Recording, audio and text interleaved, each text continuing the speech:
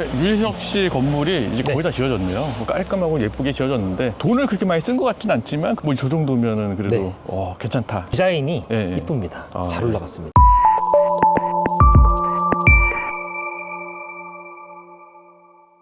네, 지금 저 뒤에 있는 건물이 매각이 된 거죠? 네, 맞습니다. 뒤에 있는 이제 자그마한 주택 건물이고요. 매매가 68억, 평당 1억 3천만 원 정도에 매각이 된 그런 건물입니다. 학동역 주변에 팔린 세대들이 많이 있는데 네. 그 물건 중에서는 가장 좀 작은 규모의 매각 사례로 볼 수 있을 것 같고요. 평당가는 1억 3천인데 제 생각에는 조금 센 것 같습니다.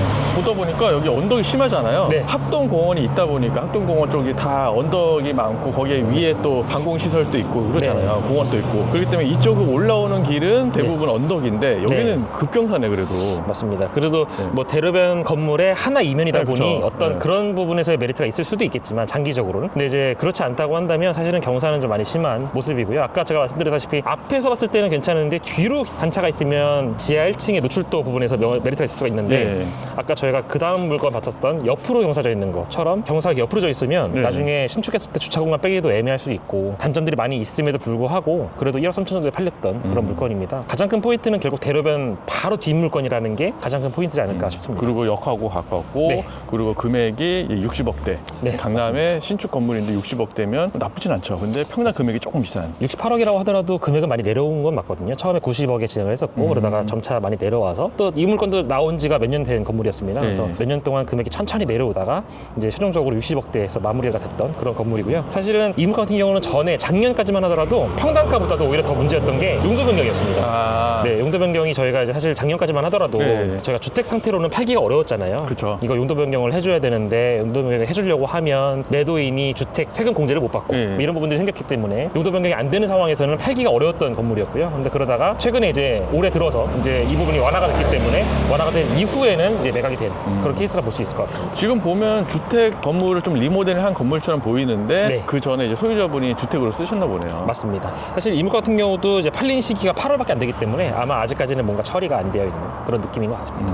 근데 뭐 대로변 바로 옆 건물이라 사시기는 좀 시끄럽고 그러지 않았을까요, 여기? 맞습니다. 또 방금 저희가 좀 들어보니까 네. 오르막길이 심해가지고 이게 올라올 때 차들이 밟습니다. 그래서 왕 하고 올라오기 때문에 그렇죠. 소음이 좀 상당하지 않을까 예상이 좀 되긴 됩니다. 다만 이제 뭐 강남에서 원래 대로변 바로 이면이라고 하면 대부분 사람들이 일단은 먼저 선호하는 위치다 보니 아마 그런 부분에서 매수인께서 좀 장점을 보지 않았을까 이렇게 생각이 됩니다. 최근에 뭐 많이 팔렸네요. 네. 학동역 주변이 진짜 많이 팔렸습니다. 그렇기도 하고 아무래도 제가 생각하기에는 뭐 지금까지 저희가 내 건을 이렇게 봤지만 네. 제 생각에는 물론 똑같은 비선호적들이 있겠지만 그 비선호적 중에서도 역세권에 괜찮을 만한 입지에 여전히 저렴한 평당가가 많이 나와 있던 지역이었던 것 같아요. 그러다가 이제 최근에 그 물건들이 다 소진이 한꺼번에 돼버렸고 제 생각에는 아마 아직까지도 물건이 남아있다 보니까 아마 올해 말이나 내년 초까지 해가지고 좀 더 거래가 되지 않을까 예상이 됩니다. 지금도 매물들은 비슷한 금액이 나와 있긴 하거든요. 네. 여전히 한 1억 3천에서 1억 5천 사이에 나와 있기 때문에 그런 물건들은 소진이 될 것 같습니다. 지금 뭐 화폐를 많이 풀다 보니까 이런 건물들까지 계속 네. 거래가 많이 되지 않나. 아시겠지만 이제 뭐 압구정 아까 전에 뭐 로드길 같은 경우도 네. 뭐 한 3억 그리고 이제 뭐 성수동도 마찬가지고 네. 다 비싸게 팔리는데 거기 보다가 여기 보면 1억 3천? 맞습니다.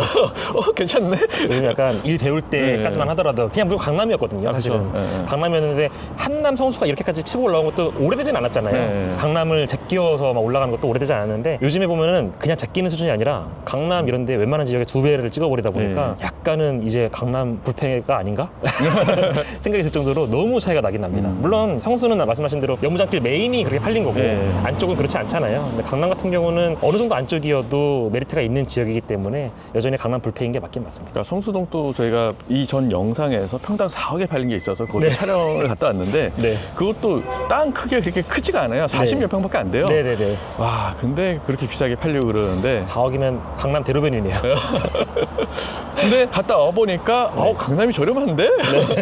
라는 생각이 드니까 예. 아마 다시 한번 또 그쪽 보시던 매수인들이 강남 쪽으로 많이 넘어오지 않을까요? 아마 네. 평당가가 이제 역전되다 보니까 많이 이쪽으로 좀 더 넘어오실 것 같습니다. 아마 그럴 것 같기도 한동안은 뭐 강남 보시던 분들이 많이 넘어갔으니까요. 네. 성수 쪽으로 많이 넘어왔다가 다시 좀 넘어오지 않을까 예상이 그렇죠. 되긴 합니다. 강남 같은 경우도 100억 이하짜리 매물들이 그렇게 많지가 않다 보니까 그거 사러 이제 성수동에 뭐 한 30~40평짜리 살려고 갔는데 이제는 그게 이제 100억이 다 넘어가니까 성수동이 네. 다시 이쪽으로 오지 않을까라는 생각도 하네요. 사실 성수동이 준공업 지역이라는 메리트가 물론 있긴 하지만 지금 말씀하신 뭐 40억 내외 이런 물건들 보면은 팔린 사례들 보면 대부분 다 안쪽에 주택가들이 진짜 많거든요. 그렇죠. 성수동이 엄청 좁은 길들이 많고 그 좁은 길들 안쪽에 있는 건물들이 막 평당 1억 5천 2억에 팔리고 있으니까 기본적으로. 근데 그런 물건들을 보면은 거기는 너무 안쪽이다 보니까 상권이 뻗어나올 수 있을까라는 생각이 좀 들기도 하지만 준공업 지역이니까 메리트가 있을 수 있을 것 같고, 반대로 이쪽 강남 같은 경우는 그래도 비교적 도로가 좀 더 널찍널찍하게 잘 되어 있는 것 같아서 아마 이런 컨디션들을 본다고 하면은 여전히 강남이 더 선호되지 않을까 이런 생각이 그렇죠. 듭니다. 지금 성수동 또 개발이 안 된 지역이 좀 있어요. 네. 그런 지역은 아직도 평당 1억에서 한 1억 5천 선에 나온 네. 것들이 좀 있으니까 그런 네. 것도 투자하신 것도 나빠 보이진 않아요. 성수동은 계속 오를 것 같습니다. 준공업 지역이라는 그 메리트가 확실히 네. 크긴 큰 것 같습니다. 알겠습니다. 또 다른 건물 보러 가시죠. 네, 알겠습니다. 최근에 팔린 건물이 저 뒤에 있는 건물이 팔린 거죠. 네, 맞습니다. 뒤에 있는 이제 유리로 커튼홀 되어 있는 건물인데요.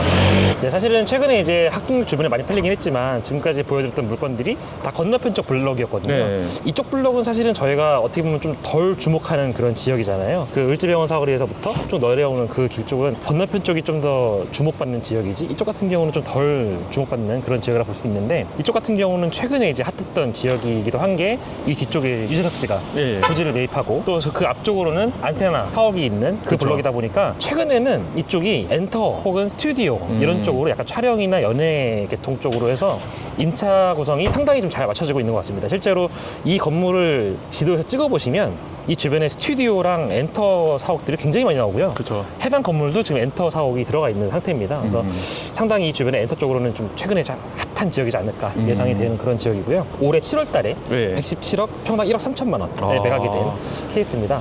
여기 그래도 들어오는 도로가 극경사도 아니고 네. 또 역에서도 가깝고 네. 또 코너변에 있어서 아까 방금 전에 봤던 그 건물보다는 나아 보이는데요. 네, 맞습니다. 사실은 거기 같은 경우는 좀 더 도로도 좁고 경사도 심하고 네.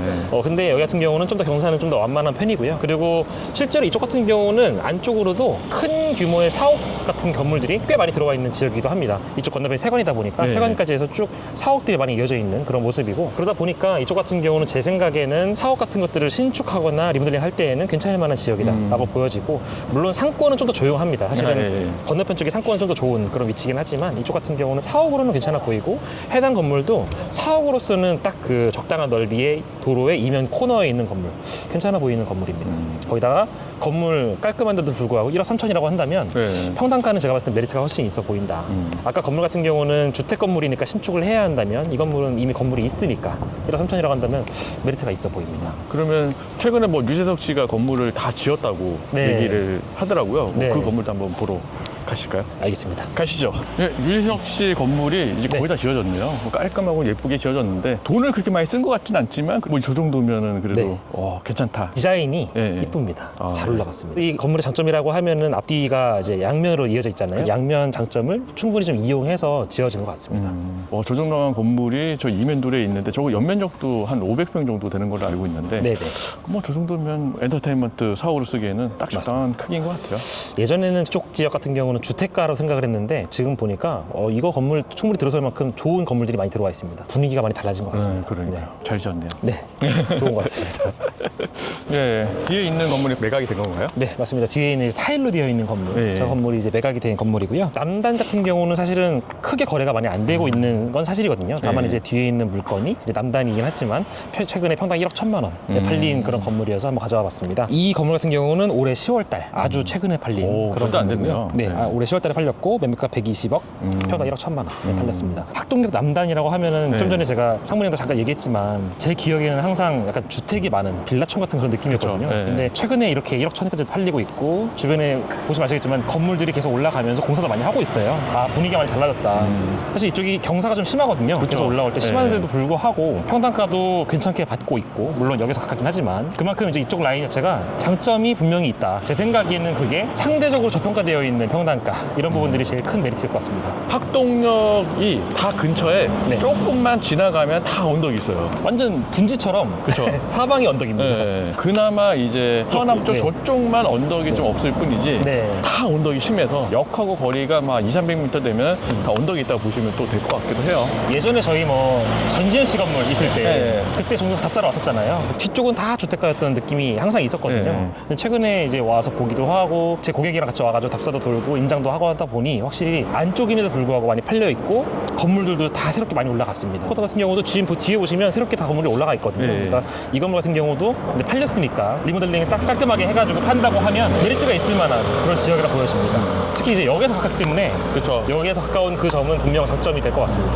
아마 여기 아까 얘기한 것처럼 언덕이 다 있다 보니까 네. 역하고 가까운데도 불구하고 네. 이제 저평가가 돼 있었는데 네. 이거를 100억 이하짜리 중에서 또 이만한 곳이 없거든요. 맞습니다. 예, 강남 중심가에 있고 하다 보니까 네. 많이 팔리고 또 새롭게 지어지고 새로운 모습을 변모되는 것 같아요. 사실 강남을 그냥 냉정하게 보자면 도곡동이라든가 개포동 같이 어떻게 보면 강남에서는 상당히 건물 쪽으로 비선호지적인 지역들도 지금 평당 1억 넘게 매각이 되고 있잖아요. 네. 그것들을 본다고 하면 말씀하신 강남 중심지에 1억 1천만 원의 역세권이라고 하면은 메리트가 분명히 있을 만한 금액인 것 같습니다. 단순히 그냥 이 지역을 떠나서 저희처럼 이제 채를 네. 본다고 하면은 당연히 여기는 저평가되어 있네요. 괜찮겠습니다라고 판단할 만한 근거가 많이 있다고 보여집니다. 뭐 이런 건물 나오면은 그냥 좀 저렴하게 나오면은 네. 적극적으로 해보는 것도 나빠 보이진 않네요. 저한테 요즘 들어오시는 분들 중에서 한동안 매매가 잘 안 됐으니까 네. 금매도권 남아있지 않나요? 이렇게 많이 물어보시거든요. 금매도권이 남아있긴 합니다. 다만 이제 한동안 많이 팔렸기 때문에 금매도가 많이 사라지기도 했고 또 한편으로는 강남이라고 하는 지역 특성상 매도인들이 너무나도 잘 알잖아요. 네. 자기 지역의 그 매각 사례라거나 아니면 최근의 경제 동향을 너무 잘 아세요. 그래서 금매도 물건이 정말 안 나오는 지역이거든요. 강남 같은 경우는. 그럼 강남 시장에서 역세권에 1억 1천만 원 정도의 괜찮은 평당가 수준을 보인다면 이쪽으로 검토해 보셔도 충분히 엑시트 포인트 잡을 만한 물건들이 많이 나올 것 같다 생각이 듭니다. 그 예전에 성수동 보시는 분이 동연무장길을 그때 당시에 한 평당 1억에 보시던 분이 네. 그때 비싸다고 못 사신 분이 2억 5천에 매입을 했거든요. 네. 근데 2억 5천도 예, 좋아 보입니다. 지금 보면 거기에 또 3억 하니까 후회하면 더 높은 금액에 살 수밖에 없을 것 같아요. 맞습니다. 저희가 흔히 여기서 이제 이 일 하다 보면 말하는 게 뭐냐면 처음에 유입돼가지고 한 2, 3개월 이내에 사야 된다. 한 2, 3년 지나다 보면은 절대 못 산다고 하는 이유가 제가 처음에 유입돼가지고 보여드렸던 물건 그때 보여드렸던 금액이 평당 1억 3년 뒤가 되면은 2억 이래버리니까 네. 자기가 봤던 그 평당가가 머릿속에 있기 때문에 살 수가 없거든요. 그렇죠. 사실 학동역 같은 경우는 제 생각에는 강남에서도 그래도 평당가 수준이 좀 저렴하기 때문에 초기에 들어갈 때 부담감이 좀 덜할 것 같고요. 그만큼 이제 나중에 엑시트 포인트 잡을 때도 좀 유리할 수 있을 것 같다라는 생각이 듭니다. 그러니까 지금 저평가일 때 네. 조금 빨리 구입을 하시는 게 낫지 네. 않을까라는 생각도 하게 되네요. 알겠습니다. 오늘 오랜만에 네. 출연해 주셔서 감사드리고 좀 더 추워지기 전에 네. 한 번 더 나오겠습니다. 알겠습니다. 추워지기 전에 네. 밖으로 알겠습니다. 오늘 촬영하는 고생 많으셨고 네. 다음에 또 다시 외부로 네. 야외 촬영 부탁드리겠습니다. 알겠습니다. 예. 잘 준비해 보겠습니다. 알겠습니다. 이상 빌딩 세리얼이었습니다.